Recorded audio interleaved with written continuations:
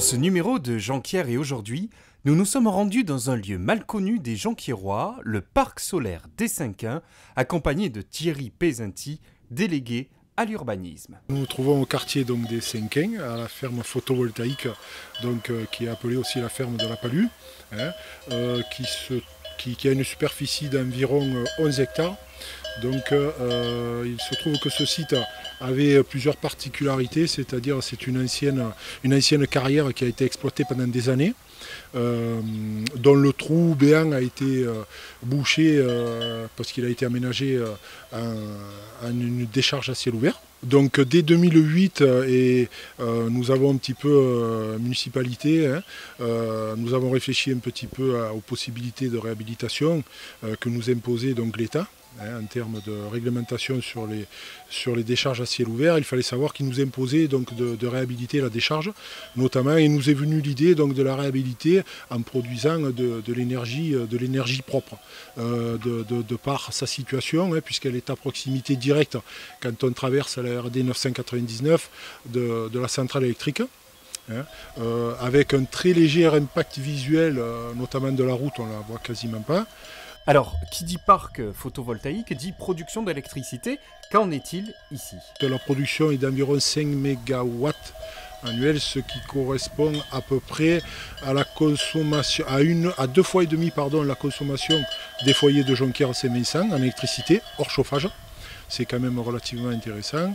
Mais un projet qui ne s'est pas fait sans contrainte. Il faut savoir qu'au niveau de la réglementation, donc, nous avons dû faire une révision simplifiée du PLU donc, pour permettre ce genre d'implantation de site sur la commune.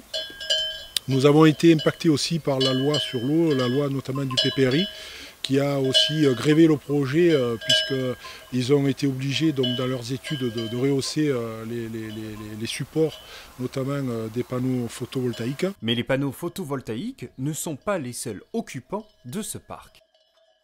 Donc, dans le cadre de la démarche environnementale donc, du projet, l'idée nous était venue donc, pour l'entretien du site de faire de l'éco-pâturage. Nous sommes arrivés à trouver un berger qui a bien voulu rentrer dans la démarche à titre gracieux, il faut le savoir, que ça ne coûte rien à la commune.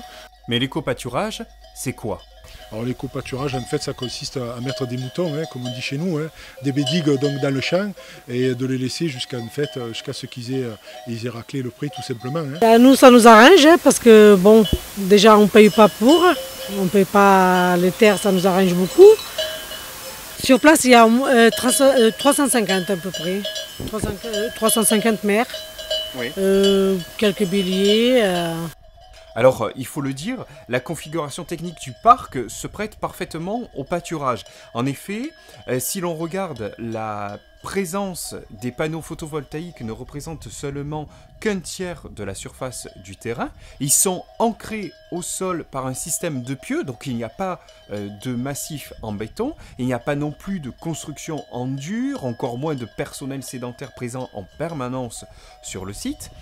Et puis, il faut le dire aussi, l'écoulement des eaux est facilité, le sol reste totalement perméable, et puis c'est un système quand même qui est entièrement automatique et silencieux et qui est totalement clos. L'éco-pâturage est donc bien une démarche écologique, et si vous êtes propriétaire d'un terrain d'au moins 4 hectares, sachez que le berger peut venir gratuitement chez vous, rapprochez-vous de la mairie.